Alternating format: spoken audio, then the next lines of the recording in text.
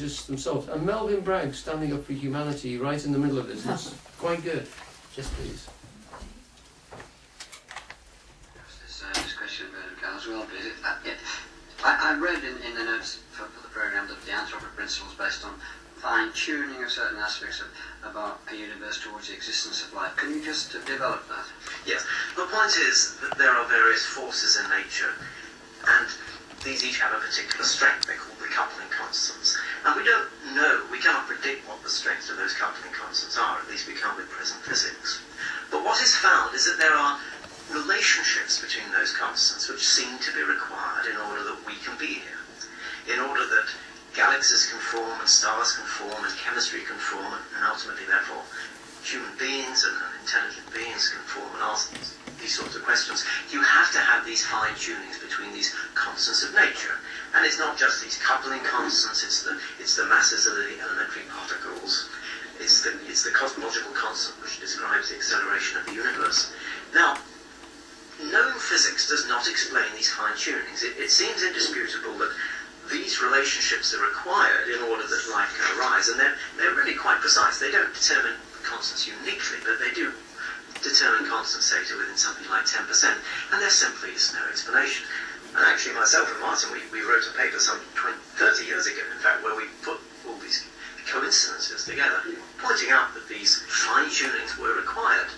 Now, at the time we made that suggestion, it was not a very popular idea because it was regarded as a somewhat metaphysical explanation because there was no idea as to how these fine-tunings would come about. I think there was maybe the suspicion that it hinted that there was some sort of fine-tuner, or God if you like, who must have created the universe in order to make life arise. And that was very unpopular among most physicists because most physicists do not want to bring in a creator. So what's been exciting about the multiverse is that if you believe there is a multiverse, there's all these universes where the constants are different, then it is fairly natural to say that there will be a small fraction of these universes in which the constants have the values which are required for life to arise. And so nowadays, I think many cosmologists regard the multiverse as the sort of legitimization of the anthropic principle, because if there's only one universe, it's really rather hard to explain. But if you've got many, many universes, it is simply a natural selection effect that we have to be in a universe where the constants have the values which are required. Martin, sorry, very first, and then Martin. So the existence of the multiverse, if we can establish it, would eliminate the question of why the laws of nature are the way we see them, why they are this, because in the multiverse there is no this, they are everything, and many different possibilities. So we have to rephrase the question. The question then becomes, well, if there are all these many different possibilities, why do we see these particular values? And then in the context of a really existing multiverse, that can then have the answer that, well, we see these particular constants or laws of physics in this particular range because that's the only kind of universe that we could have evolved in. And if we are, Bernka, that brings us back to an idea that people like to have enjoyed thinking about and believing in for centuries, which is that this place is special and unique. Well, if by this place you mean our universe, our observable universe. Well, I don't talk in smaller terms than that. I mean, that of course is precisely the concept which the multiverse is going against. But then, in some sense, that's what the history of science has been. You know, we've always wanted to think we were unique. We wanted to think the Earth was the centre of the universe. We know that's wrong. Then we thought the galaxy was the centre of the universe. Now we know that's wrong. Now some of us like to think that the universe is all there is, that the observable universe is all there is. But now I think we have the glimmering of evidence that that is wrong. It's just another step in this progression of, if you like, continual humiliation, if you like. And I think the important point is humiliation when so far there's no discovery of, and none of you have said in the conjectures, of something producing what is here. Well, it's humiliation in the sense that Homo sapiens seems to be very, very insignificant. That's it, I'm afraid. They go off there and he says, you know... food for thought there. Well, that's what triggered me off, and I thought, well, I must look into what the anthropic principle was. Now, from my point of view, I hadn't heard this anthropic principle until they'd found a way around it, which was clever. And you know, they're there to write papers and stuff.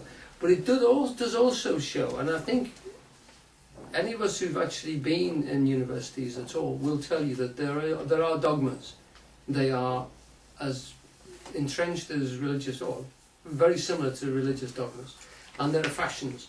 And if you want to do particular things, they are unfashionable. They won't get done. You won't get funding, is what happens. You just won't, oh yeah, it's an interesting idea, you know, but for God's sake, don't say it, because you won't get funding, and you might lose your tenancy of your position here, because people will want that to be heard.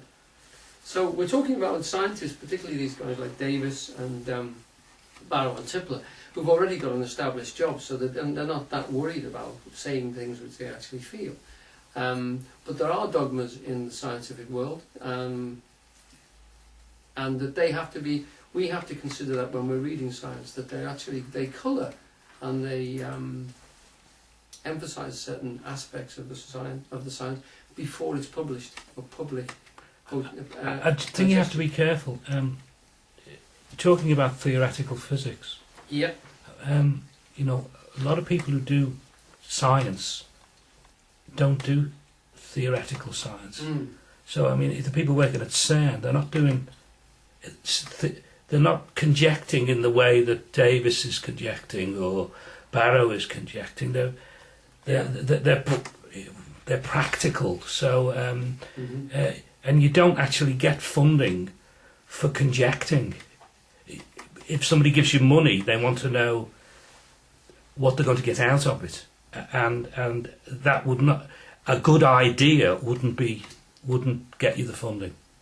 Politically, it might in America. So, you know, if the government's run by creationists, they're going to fund programs which endorse that point of view. But that's not for scientific, theoretical reasons. It's for political reasons. So, theoretical, I think. But you've got something like CERN, which is actually being built and developed to prove a point which was made. No. CERN is built because we will gain a great deal of practical material from it. Yeah. In the same way that, you know. Yeah, but that came out of speculation by people like Higgs, for instance. Well, yeah, but somebody would have to come up. If somebody was to come up with a practical use for the anthropic principle, if you see what I mean, then there would be funding. So take genetics and DNA. The reason there's funding is because of the pharmaceutical industry. It's very easy to see. Oh yeah, I agree with what you said. And I'm just counselling caution. Sure. You might in fact get tenure for. Well, Davis has got tenure, and he didn't get it for this. Well, this is what he's known for. Well, you know, he's the other, but it's that's the theoretical consideration. Hawkins isn't known for, in the scientific community, for writing The Blind Watchmaker. It's popular science. You know, he was a molecular biologist. He's working you see what I mean? In the science would have been something else. The conclusions that you draw from it. Okay. Well, let me go to the next one then. Well, okay. There's one thing from Fred Hoyle, which I think will actually establish that to a certain degree. Let's think.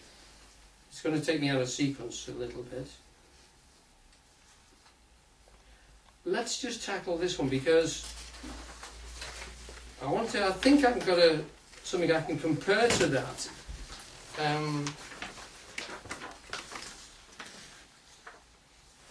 Let's do it now. Okay. Fred Hoyle. There he is.